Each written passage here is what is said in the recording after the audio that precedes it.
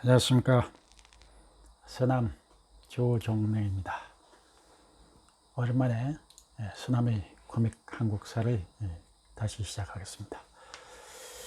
얼마 전에 8월 10일 광복절에 그 유명한 홍범도 장군의 유해가 카자흐스탄에서 한국으로 송환되었습니다. 건국훈장 대한민국장이 주소되었고 대통령이 이례적으로 안장식에 직접 참가하기도 했습니다. 과연 홍범도 장군은 우리가 알고 있던 것처럼 만주 봉오동 전투나 청살리 전투로 유명한 독립운동가가 맞을까요? 그렇다면 왜 그런 독립운동가가 이제서야 한국으로 송환되었으며 왜 지금까지 그렇게 높은 평가를 받지 못할까요? 그것은 그가 그려온 일생과 깊은 관계가 있습니다. 바로 소련 공산당원으로 가입하여 소련 공산당 활동을 통해서 오히려 같은 민족을 핍박했다고 알려져 있기도 하기 때문입니다. 어느 한 사람을 어떻게 평가할 것인가 하는 문제를 놓고 여러 생각이 있을 수 있을 겁니다. 하지만 저는 가장 최근의 모습부터 평가하고 그 다음으로 그 이전의 그 사람의 태도나 활동을 평가해야 된다고 봅니다. 예를 들어 가장 최근 10년간의 모습은 어떠했는가 하는 점을 놓고 60% 이상의 중점을 두고 그 다음 그 이전에 그 사람의 태도나 활동이 어땠는가 이것을 40%로 가정하면 전체적으로 그 사람의 올바른 평가가 이루어지지 않을까라고 생각합니다. 그렇다면 작고하신 분들은 어떻게 평가해야 할까요? 저는 그 역시도 죽기 전 몇 년간 과연 어떤 의식이나 활동을 했는가가 중요하다고 봅니다. 그리고 그 다음으로 그 전에 그 사람은 또 어떤 활동을 했느냐를 살펴보고 평가하는 게 맞지 않겠나라고 생각합니다. 그렇다면 홍범도 장군 역시 어떤 생애를 지나왔는지 그분의 죽음부터 거꾸로 살펴보면 보다 정확한 평가를 할 수 있겠죠. 홍범도 장군은 1868년 10월에 머섬의 아들로 태어났습니다. 그리고 1943년 10월 해방을 채 맞기도 전에 76세로 카자흐스탄 크젤 오르다에서 숨집니다. 숨지기 전에 홍범도 장군은 크젤 오르다의 고려극장 수의장으로 근무했다고 알려지고 있으며 연금을 받아가며 비교적 넉넉한 생활을 했다고 합니다.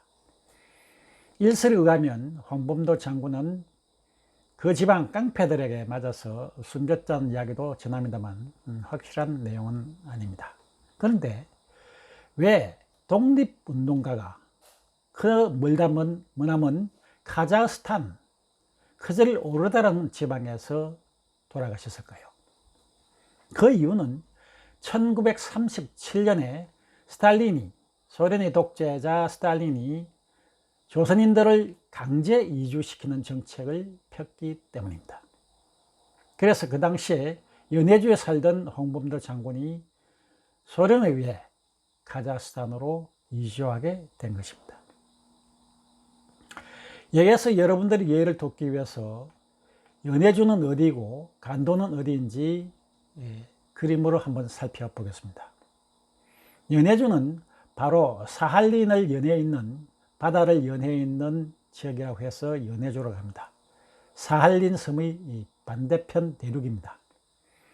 그 다음에 간도는 백두산을 거점으로 해서 그 위쪽가 동간도 그리고 남쪽을 서간도라고 부릅니다. 간도란 뜻은 개가는 땅이란 이런 의미라고 합니다.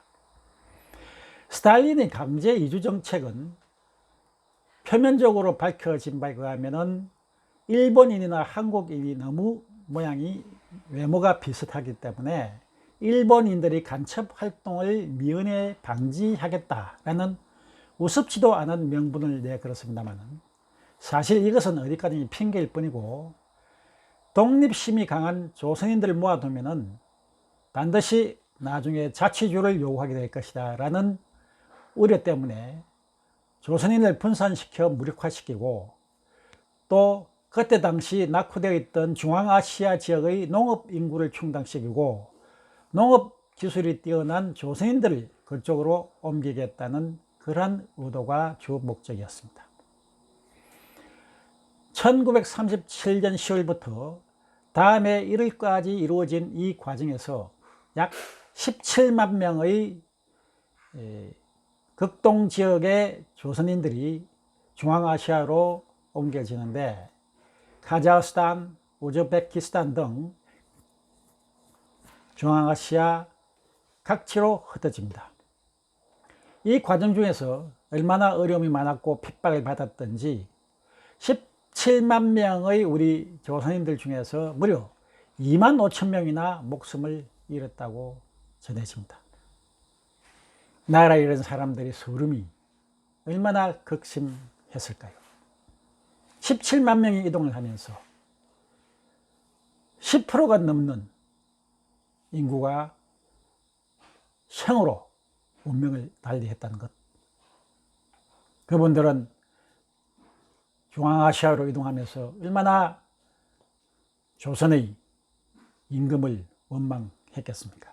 물론 그 당시에는 조선이 이미 망하고 없었습니다만.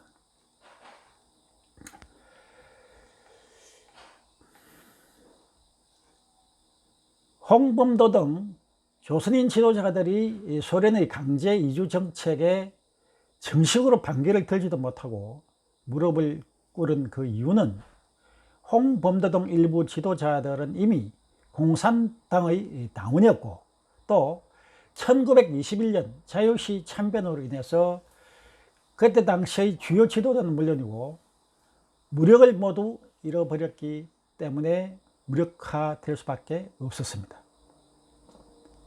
다시 말해서 자유시 참변 이후에 만주 지역의 조선 독립군은 그 존립 기반 자체를 잃어버렸던 것입니다. 그럼 도대체 무엇이 자유시의 참변이었기 때문에 그 많던 조선의 독립군들이 무력화되었을까요? 자유시의 참변이라고 하는 내용은 1921년 그때 당시 알렉세예프스라고 불리던 지역이 러시아 공산혁명 이후에 스보보드니시라고 이름이 바뀝니다. 소련말로 스보보든이란 말은 바로 자유란 말이었고, 그래서 조선인들은 그 도시를 스보보드니 도시라고 하기보다는 자유시라고 편하게 불렸다고 합니다.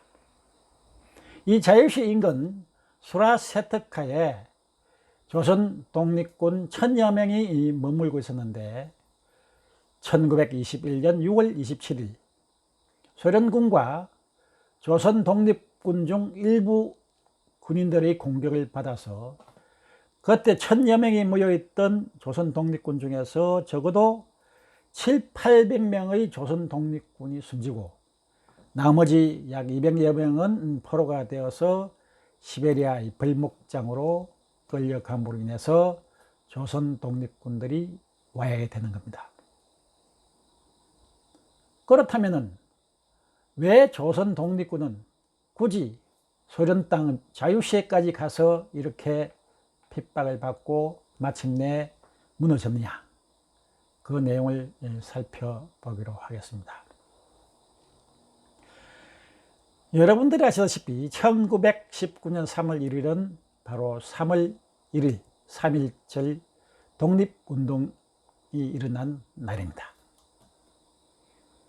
어떤 아이가 독립운동을 왜 3.1절에 했느냐고 물었더니 머시건 애비가 이렇게 이야기했죠. 그때 아마 3.1절은 공휴일이었기 때문에 다 쉬어서 그랬을 거다. 이건 어디까지 농담입니다만, 3.1 독립운동이 전국적으로 거세게 일어났지만 어디까지나 비무장 평화 시였습니다. 하지만 그때 당시에 세계에서 너무나도 반응이 냉담하였고 3.1 운동 결과 오히려 민족 지도자들과 불쌍한 시민들의 피해가 너무나도 컸습니다. 그러다 보니까 상해 임시정부 요인들은 안 되겠다 싶어서 전국 곳곳 또는 우리 교민들이 있는 곳곳에 경무를 보내서 무장 봉기를 권유하게 됩니다. 이에 고무되어 간도 지역에 있던 조선인들이 무장 봉기를 하게 됩니다. 그래서 일어난 무장 전투가 무장 봉기, 일본인을 격퇴시킨 전투가 3개가 있었는데, 하나는 니콜라예프스키 항 탈환 전투, 두 번째는 봉오동 전투, 세 번째는 청살리 전투가 됩니다. 모두 3.1 운동이 있었던 1919년이 지난 1920년에 있었던 전투가 되었습니다. 이 중에서 니콜라예프스크 항, 우리말로 니항이라고 하는데, 이 니콜라예프스크 항은 바로 사할린 맞은편에 있는 항구입니다. 소련군이 극동 지역을 진출하기 위해서 개발한 항구인데, 여기에는 일본군도 진출해 있었습니다. 당시 러시아 공산혁명이 일어나고 나서 레닌이 주도하는 적군, 공산당 군인이지 인 적군과 그 왕정파, 왕을 복귀시키려고 하는 왕정파였던 백군이 계속적으로 내전을 벌이고 있을 때입니다. 이때 일본 사람들은, 일본 군인들은 이 러시아 백군, 소련의 백군을, 러시아 백군을 지원하겠다는 명분으로 니콜라예프스크 항에 진출해 있었습니다. 당시 적군의 빨치산 부대였던 소련군 장교 야코프 이바노비치 트라피친이 이끄는 소련 공산당 빨치산 부대와 사할린 의용대, 박일리아 장군이 이끄는 사할린 의용대가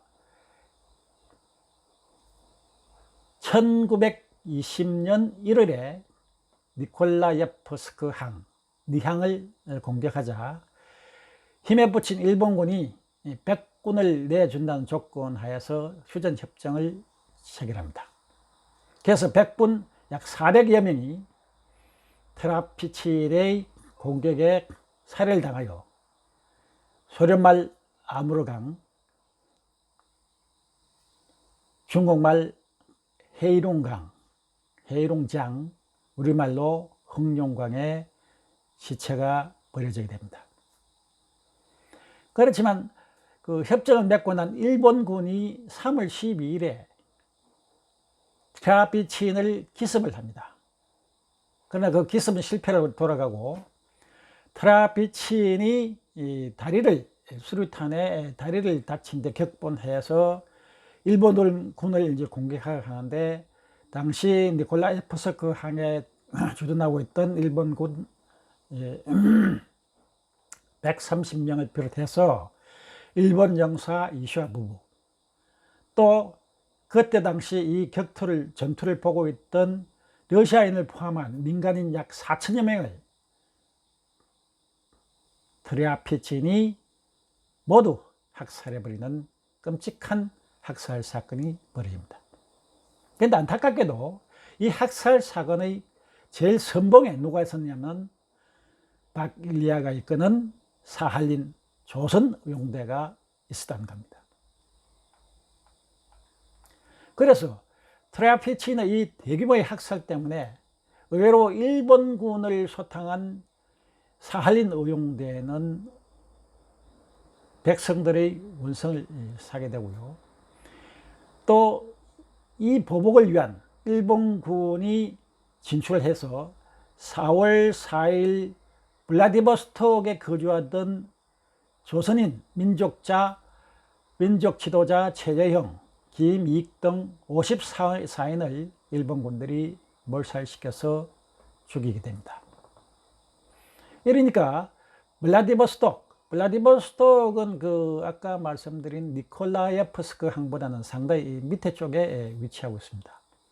이 블라디보스톡 북의 연해주에는 조선인들이 아예 살 수가 없게 되고 산악으로 숨거나 할 수밖에 없게 되는 겁니다. 그래서 이제 산 쪽으로, 백두산 쪽으로 숨어 들어간 독립군을 일본 군대가 추격을 해서 벌어진 전투가 바로 홍범도 장군이 이끄는 대한독립군과의 싸움인 봉오동 전투가 됩니다. 이 봉오동 전투에서 홍범도 장군은 지형지물을 잘 이용하여 일본군 500명 중에서 157명을 사살하고 기관정 3정, 소총 160정을 노획했다고 알려져 있습니다. 또 10월 21일과 10월 26일 그 사이에 6일 동안 청산리에서 김좌진, 이범석 장군이 이끄는 북노군 의정서와 또 여기에 합류한 홍범도 장군에 의해서 5,000명이 넘던 일본군이 6일 동안에 1,200명을 잇는 대참패를 하게 되죠. 이것이 바로 청산리 대첩이라고 하는 겁니다. 이때 알려진 독립군 피해는 불과 15명에 불과했다고 그러는데, 이 봉오동 전투와 청산리 대첩의 진정한 성과는 어떻게 했는지에 대해서는 다소 과장되었다는 평가가 지금 전해져 오고 있습니다만, 어쨌거나 엄청난 당시의 이 사건이었고, 이 사건으로 인해서 일본에 억눌려 지내던 조선인들이 한이 가슴속이 후련해진 그야말로 대사건이면은 틀림이 없었습니다. 이렇게 되니까 일본 군들이 가만히 있지 않겠죠. 일본 군들이 보복을 하기 위해서 서간도 지역에 살던 조선인 3,460명을 학살을 하고 여자 71명을 강간을 하고 학교 36군데를 파손하고 교회 14군데를 불지르는 만행을 저지르게 됩니다. 이것이 바로 일본의 경신참변입니다. 이렇게 간도 지역에 있던 한국인들을 아예 말살시키는 일본 때문에 어쩔 수 없이 독립군들은 만주 쪽으로 위로 옮길 수밖에 없었습니다. 그래서 만주 흑룡강성에 있는 밀산이란 시로 전부 독립군들이 하나둘 모여서 여기에서 독립의용군들이 야, 흩어져 있으면 안 되겠다, 우리가 뭉치자. 그래서 약 10여 개 단체들이 다 뭉쳐서 대한독립군단을 조직합니다. 당시 그 북노군정서 서일 김좌진, 대한독립군 홍범도, 대한신문의 김규면 등등 그러한 어병들이 전부 모여서 대한독립군단이라는 한 개의 독립군대를 만들고, 거기에 총재를 서일 장군이 맡고 부총재를 홍범도 장군, 참모부장으로 김좌진 장군, 군사고문으로 지청천 장군 등이 조직이 되고 3개대대 9개 중대 27개 소대로 편성한 3,500명의 명실상부한 독립군이 편성되었습니다. 그런데 문제는 모여진 것은 정말 잘 됐는데 모여지다 보니까 가장 시급한 것이 바로 보급 문제입니다. 또 보급은 돈이 있어야 운영이 가능합니다. 그래서 가장 이제 자금으로 허덕이게 되자 이때 상해 임시정부의 국무총리를 맡고 있던 이동희가 소련 적군파의 지원을 받아야 우리 독립군이 살아남을 수 있다라고 소설을 주어서 자유시로 이동할 것을 요구합니다. 그래서 홍범도 등 대한독립군당 대부분은 자유시로 들어가게 되죠. 이게 21년 1월 달입니다. 당시 참모부장을 맡고 있던 김좌진 장군은 이동희 국무총리는 공산당원이다. 나는 공산당원의 말을 믿지 못하겠다. 라고 하여 다시 간도로 돌아가 버립니다. 그런데 나중에 밝혀진 사실이지만 당시 국무총리던 이동희가 대한독립군단을 자유시로 유도한 배경에는 엄청난 음모가 숨어 있었습니다. 이동희는 당시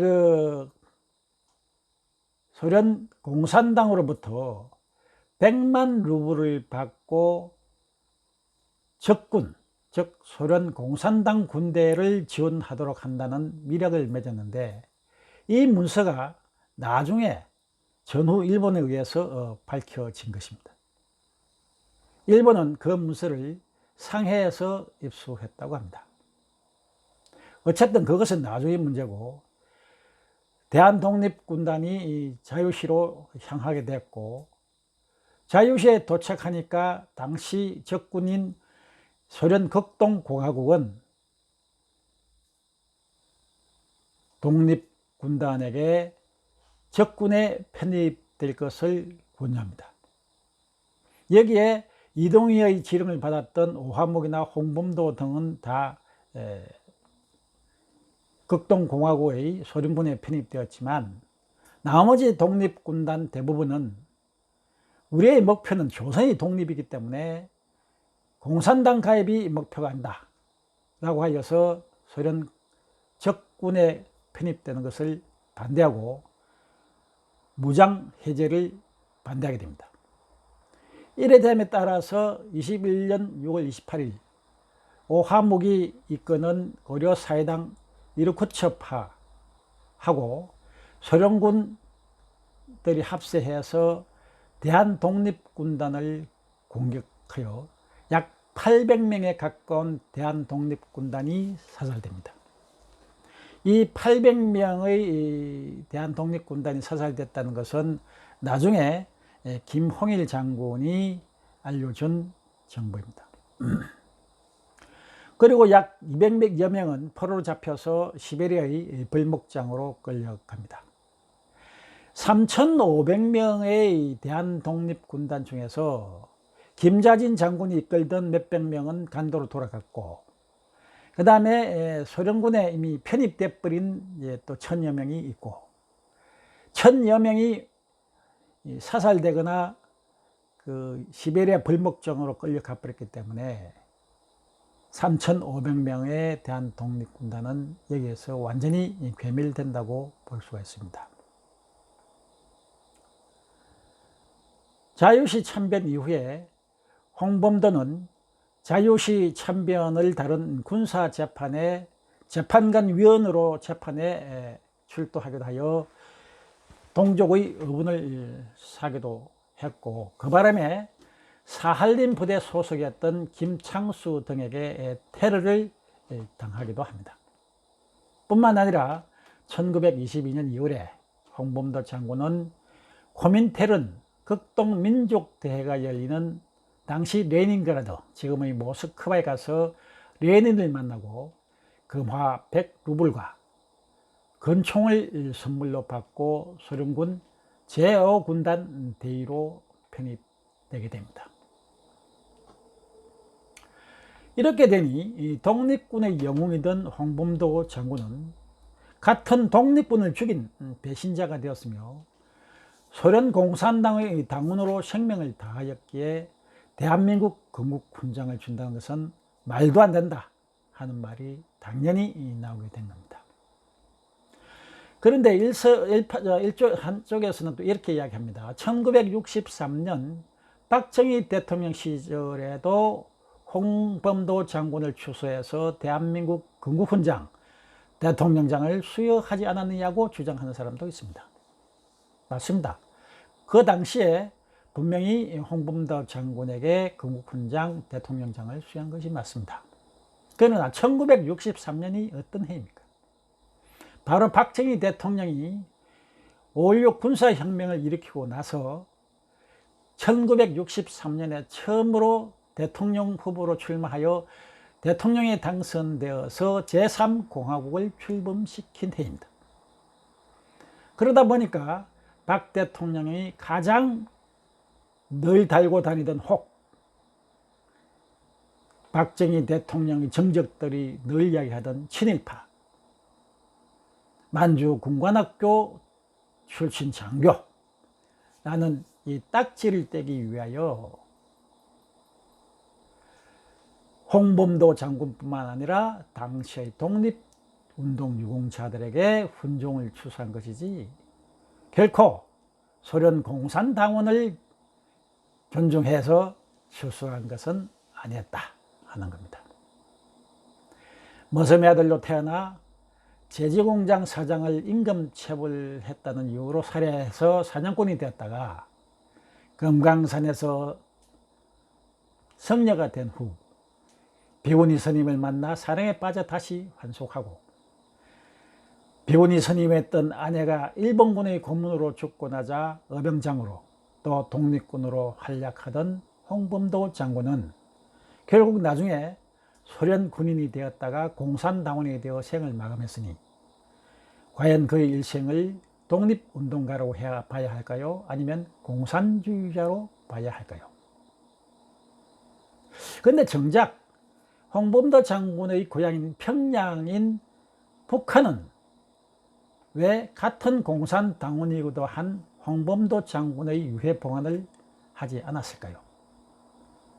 그것은 바로 김일성이 독립운동을 한 위대한 지도자로 알려져 있는데 김일성과 홍범도 장군의 독립운동 그 업적이라는 것은 도무지가 비교가 안 되는 겁니다. 다시 말해서 김일성을 훨씬 능가하는 홍범도 장군을 유해를 모신다는 게 북한으로서는 너무나도 껄끄러웠던 거죠. 그 이야기는 탈북인인 태영호 국회의원이 증언하고 있습니다. 그럼에도 6.25 전쟁의 영웅 백선엽 장군의 안장식에는 쳐다보지도 않았던 대통령이 왜 홍범도 장군의 유해 봉안 안장식에는 참석을 했을까요? 저는 첫째, 반일 프레임을 강화하겠다는 차원과 둘째, 자신이 추구하는 사회주의 소련 공산당의 대선배라서가 아닐까라는 생각을 해보면서 홍범도 장군의 일대를 한번 살펴보았습니다. 과연 우리는 인간 홍범도 장군을 어떻게 평가하는 것이 맞을까요? 시청해 주셔서 대단히 감사합니다.